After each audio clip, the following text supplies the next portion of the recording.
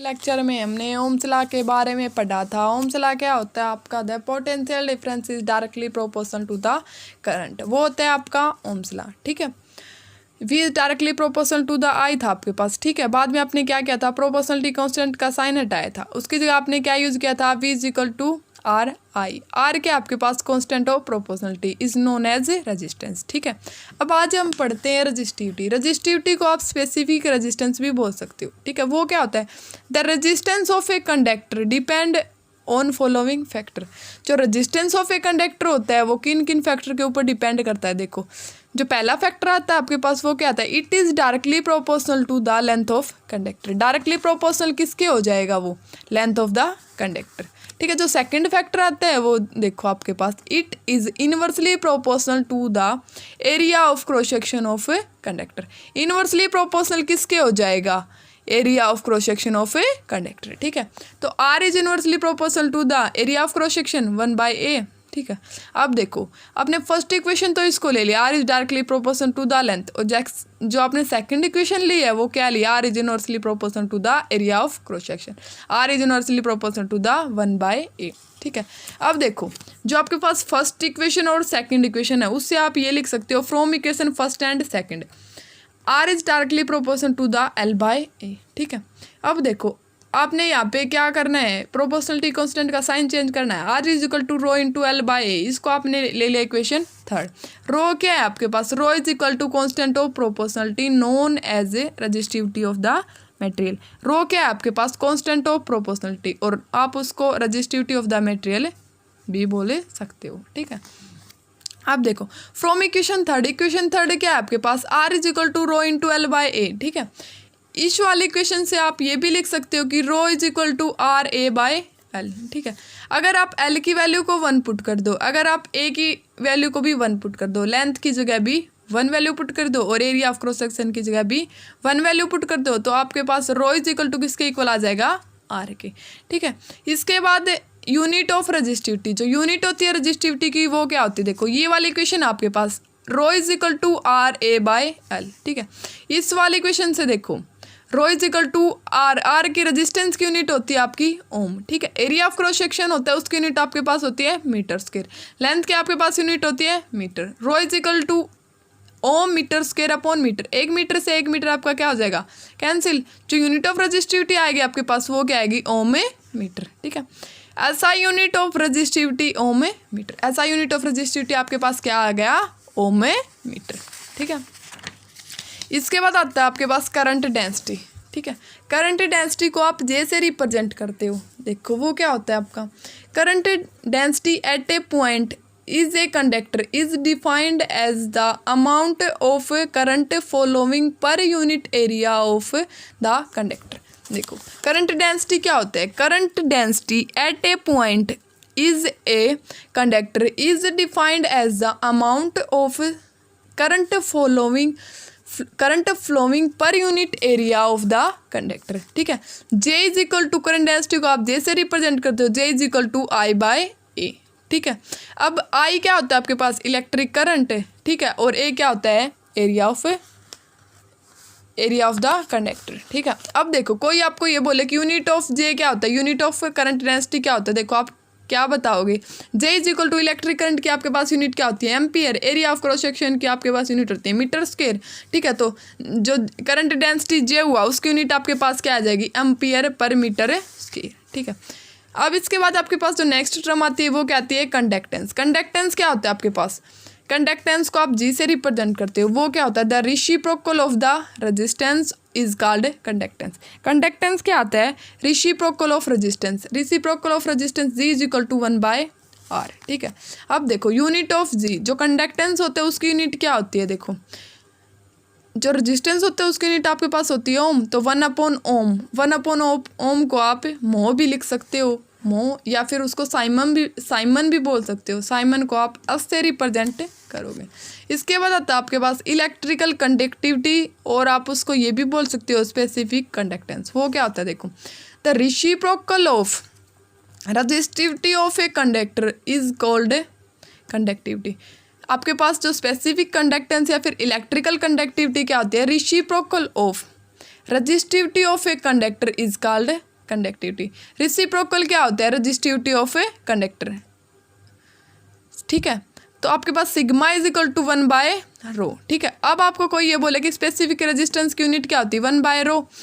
ठीक है, तो इसकी जो आपकी यूनिट निकली थी वो क्या निकली थी रजिस्टिविटी की? ओम मीटर, 1/ओम मीटर। ठीक है, उसको आप क्या बोल दोगे? मो पर मीटर या फिर साइमन पर मीटर।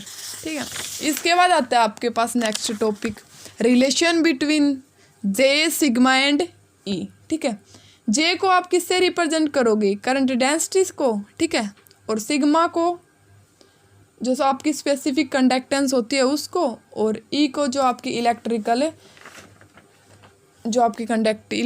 कंडक्टिविटी होती है उसको। ठीक है, अब ये देखो, आप ये देखो I is equal to NeAVD। ठीक है, relation between J, sigma and E, relation आपको निकालना है जे, सिग्मा और ई के बीच में। ठीक है, अब आपको पता है कि I is equal to NeAVD होता है। ठीक है, अब ये देखो कि VD की वैल्यू आपने पिछले लेक्चर में निकाली थी, VD की वैल्यू आपके पास निकली थी E/m इंटू टाउ। ठीक है, अब देखो VD की जगह आप क्या पुट करोगे? E/m into tau. NeAVD की जगह E/m इंटू टाउ। ठीक है, अब आपके पास I इज इक्वल टू क्या निकल के आ जाएगा? N² tau E/m।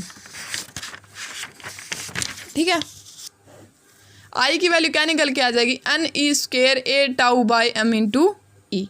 ठीक है, अब देखो आपके पास I इज इक्वल टू निकल के आ गया N² tau by m into E. ठीक है, अब I/a निकालने को बोले तो आप कैसे निकालोगे? I/a। ठीक है, इसके बाद I/a कैसे निकालोगे? देखो a को इसके अपॉन में लेके जाओगे, आपके पास क्या बच जाएगा? N² tau by m into ई।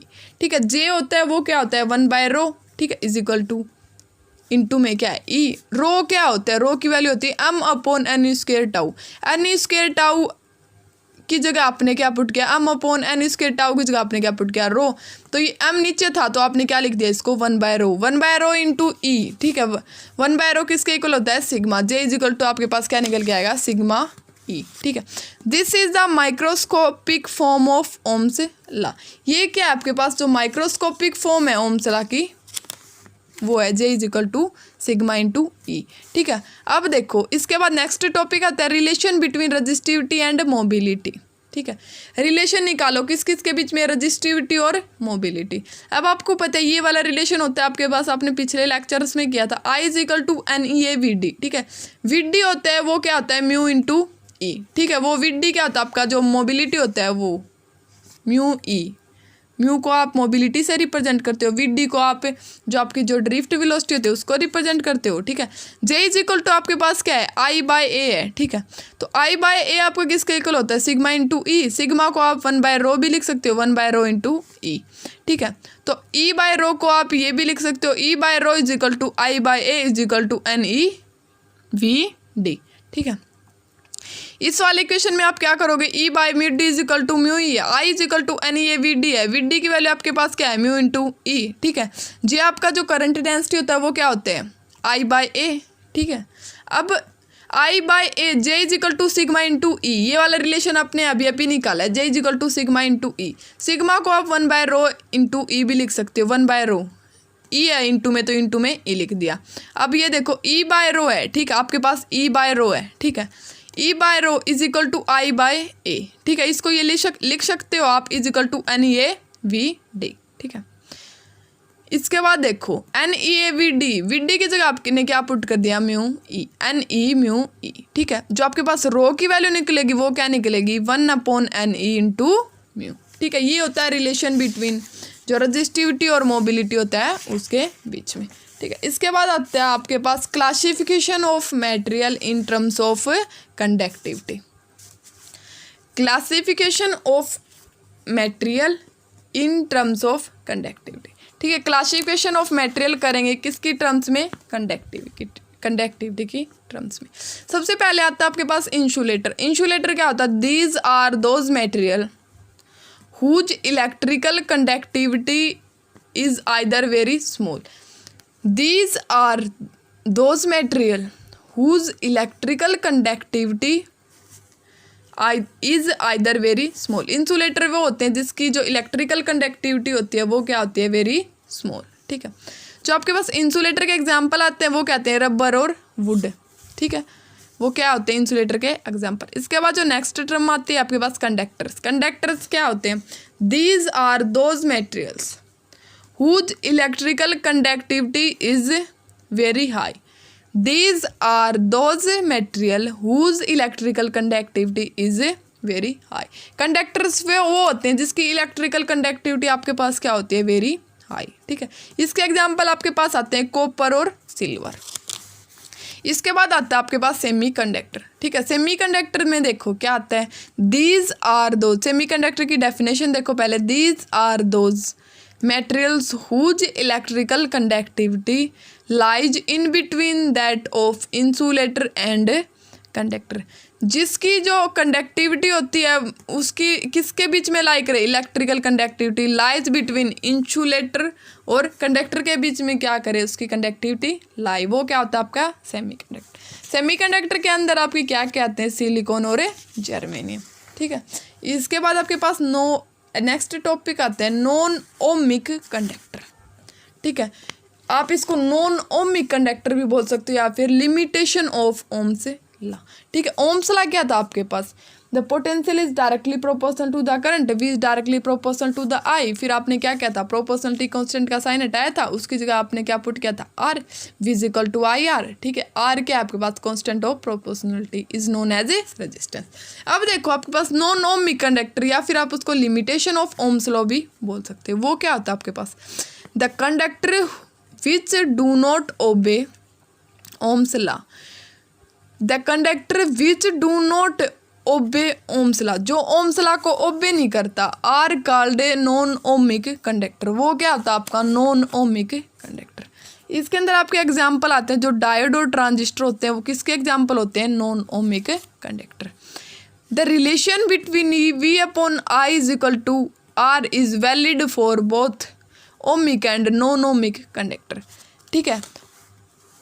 जो रिलेशन होता है V upon I is equal to R, वो वैलिड होता है किसमें? Both ohmic and non ohmic, ठीक है। नॉन ओमिक क्या होते हैं? देखो, the conductor which do not obey Ohm's law, जो ओम्स लॉ को ओबे नहीं करता वो क्या होता है आपके पास? Non ohmic conductor. और ओमिक कंडक्टर क्या होता है आपके पास? जो ओम्स लॉ को ओबे करे, वो क्या होता है आपके पास? Ohmic conductor. जो रिलेशन होता है वी अपॉन आई, वो वैलिड होता है किसके लिए? ओमिक और नॉन ओमिक दोनों कंडक्टर्स के लिए, ठीक है। Value of R is constant for ohmic conductor. Ohmic conductor में आप आर की वैल्यू को क्या लोगे? कांस्टेंट, ठीक है। For non ohmic conductor V I graph may have following characteristics. जो नॉन ओमिक कंडक्टर होता है उसमें वी आई ग्राफ में आपकी जो करेक्टरिस्टिक्स आते हैं वो देखो। इसमें सबसे पहले करेक्टरिस्टिक्स आती है वो आती है relation between V and I is non linear. जो वी और आई के बीच में जो रिलेशन होता है वो लीनियर नहीं होता। लेकिन जो आपका ओमिक कंडक्टर होता है ना, उसमें आपका जो वी आई ग्राफ बनाते हो वो क्या आता है कि स्ट्रेट लाइन। जो सेकंड करेक्टरिस्टिक्स आती है आपके पास वो क्या आती है? देखो, relation between V and I depends upon sign of view. जो रिलेशन वी एंड आई होता है वो किसके ऊपर डिपेंड करता है? साइन व्यू के, वी के साइन के ऊपर। अब जो थर्ड करेक्टरिस्टिक्स आती है वो क्या आती है? Relation between V and I is not unique. V और आई आपके यूनिक नहीं होते, ठीक है। तो आपका नॉन ओमिक कंडक्टर का ग्राफ ऐसे बनता है। आपने क्या लिया? एक दो कोऑर्डिनेट एक्सिस ले लिया आपने, इस वाली एक्सिस में क्या ले लिया? पोटेंशियल, इस वाले एक्सिस में क्या ले लिया? करंट, ठीक है। नॉन ओमिक कंडक्टर में क्या होता है? ये नॉन लीनियर होता है, मतलब स्ट्रेट लाइन में नहीं जाता, ये ऐसे जाता है, ठीक है। और ये क्या? वी एंड आई डिपेंड किसके ऊपर करते हैं? वी के ऊपर, ठीक है। और V and I is not unique, ये यूनिक नहीं होता, इसका ग्राफ ऐसे बनते हैं, ठीक है। अब इसके बाद आते हैं आपके पास इलेक्ट्रिकल पावर। नेक्स्ट टॉपिक आता है इलेक्ट्रिकल पावर। इलेक्ट्रिकल पावर क्या होती है? The rate at which work is done is maintaining the current is an electric circuit is called electric power.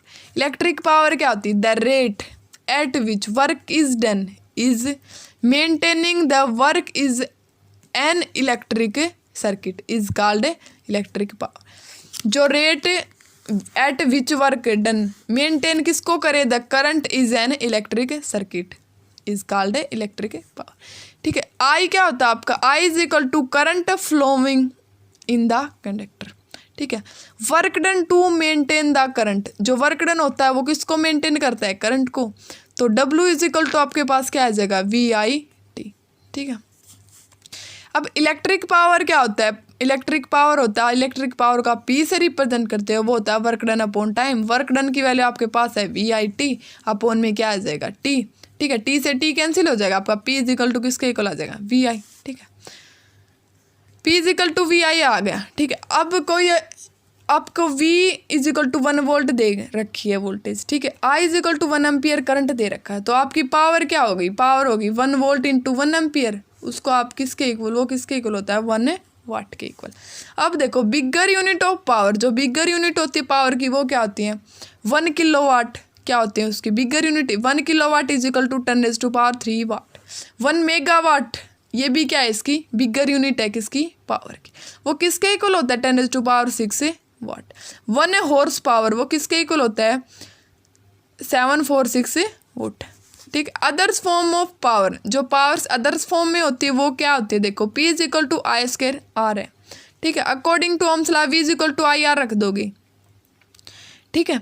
अब अगर I की वैल्यू निकालोगे तो V² अपॉन R² हो जाएगा, एक R से एक R कैंसिल हो जाएगा, P इज इक्वल टू क्या आ जाएगा आपके पास है V²R, ठीक है।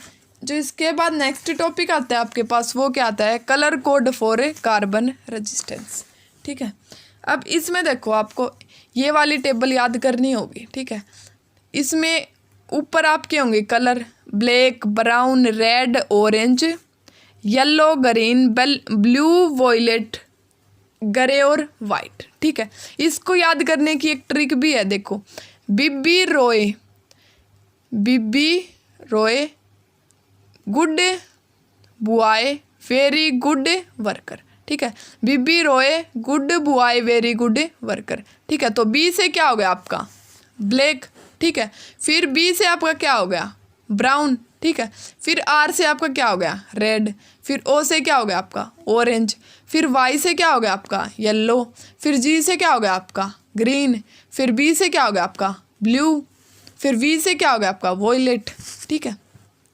अब जी से क्या हो गया आपका ग्रे और डब्ल्यू से क्या हो गया वाइट, ठीक है। याद करने की ट्रिक है, बिब्बी रोए great good boy very good worker, ठीक है। बिब्बी रोए good boy very good worker, ठीक है। इसके अंदर देखो नंबर होते हैं 0 1 2 3 4 5 6 7 8 9 और एक और टर्म आती है इसके अंदर मल्टीप्लायर आपको 10 की पावर में लिखने होंगे। 10 की पावर 0, ऊपर 0 तो 10 की पावर 0, ऊपर 1 है तो 10 की पावर 1, यहाँ पे 2 है तो 10 की पावर 2, यहाँ पे 3 है तो 10 की पावर 3, यहाँ पे 4 है आपका तो 10 की पावर 4, यहाँ पे आपका 5 है तो 10 की पावर 5, यहाँ पे 6 है तो 10 की पावर 6, यहाँ पे 7 है तो 10 की पावर 7, यहाँ पे 8 है तो 10 की पावर 8, यहाँ पे 9 है आपका तो 10 की पावर 9, ठीक है। तो colour code for carbon resistance में आपको कलर याद करने होंगे, ठीक है, नंबर और मल्टीप्लायर, ठीक है। नंबर तो आपको 0 1 2 3 4 5 6 7 8 9, ठीक है, ऐसे ही लिख दोगे आप। मल्टीप्लायर में क्या लिखोगे 0 तो 10 की पावर 0 में लिख दोगे, 1 है तो 10 की पावर 1 में, 2 है तो 10 की पावर 2 में, और 3 है तो 10 की पावर 3, एंड ऑफ 2 सोन। इसको याद करने की ट्रिक है बिब्बी रोए good boy very good worker, ठीक है।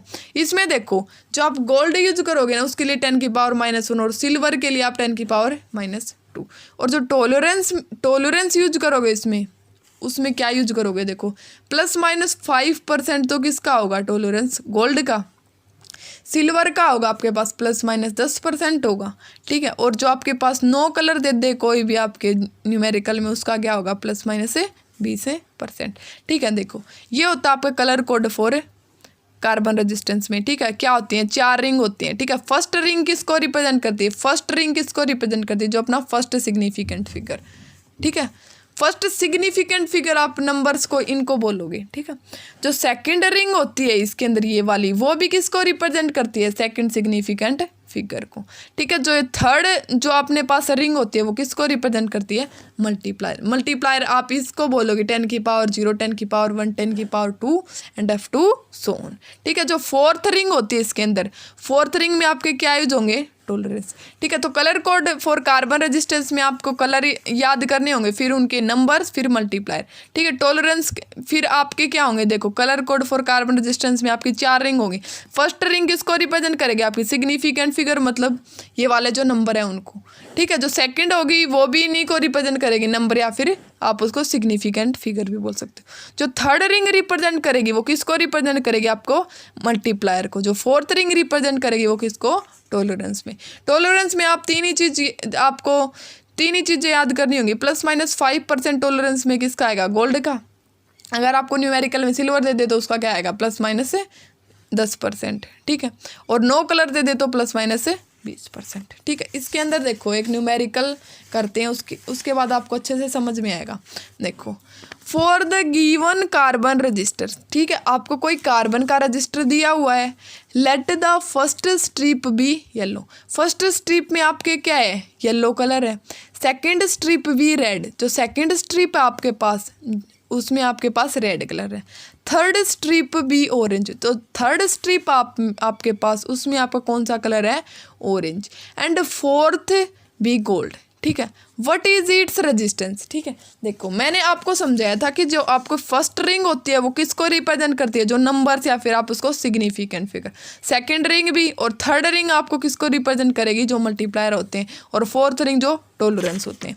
अब देखो इसमें फर्स्ट स्ट्रिप में क्या दे रखा है, येलो।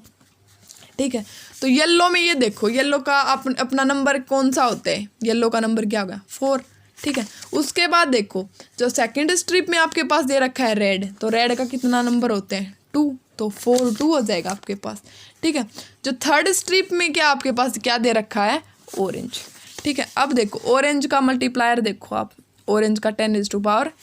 ठीक है, 10⁻3 देखो 4 2 × 10⁻3।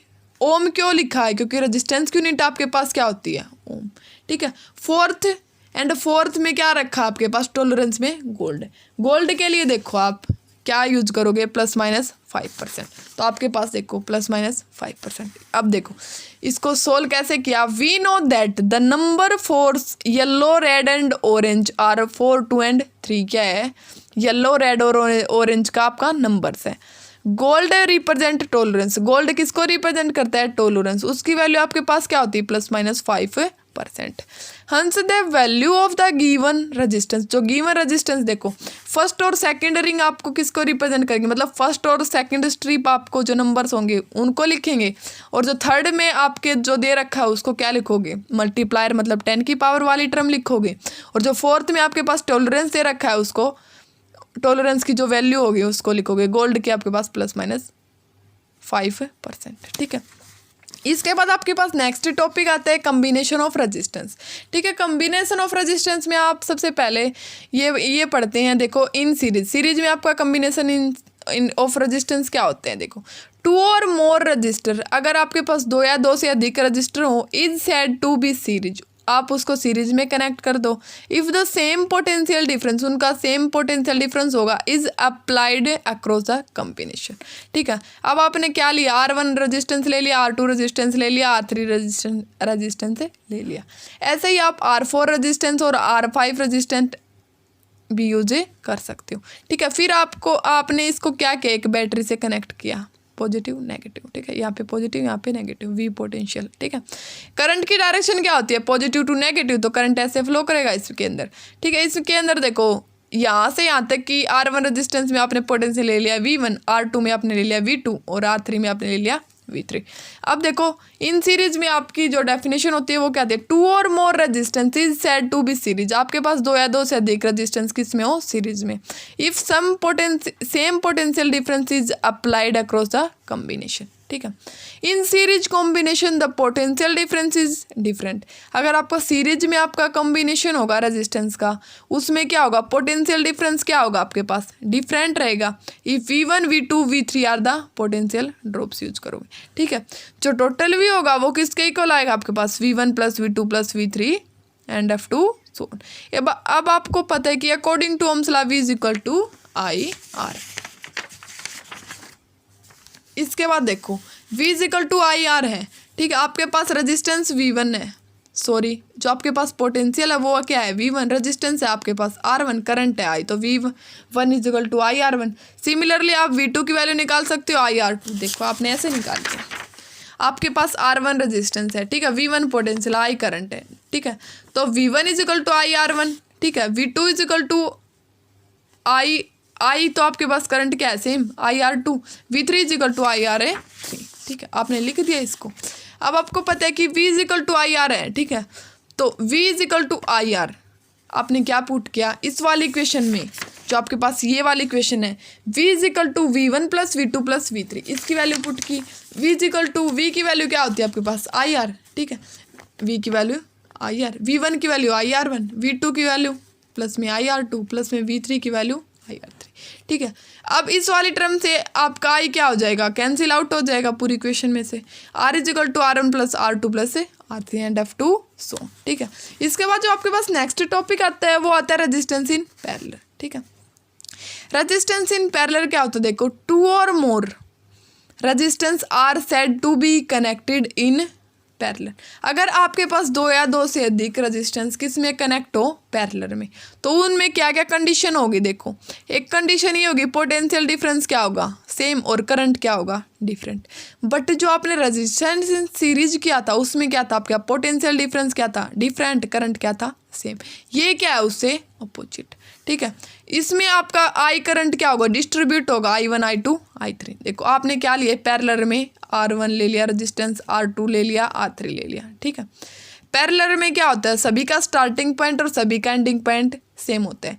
बट जो आपका सीरीज में होता है वो क्या होता है, जो फर्स्ट का स्टार्टिंग पॉइंट और लास्ट का एंडिंग पॉइंट सेम होता है।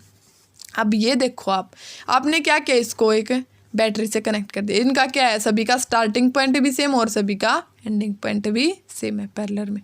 तो आपने इसको एक बैटरी से कनेक्ट किया, जो करंट की डायरेक्शन होती है आपके पास वो क्या होती है, पॉजिटिव टू नेगेटिव करंट है, इसमें ऐसे फ्लो करेगा।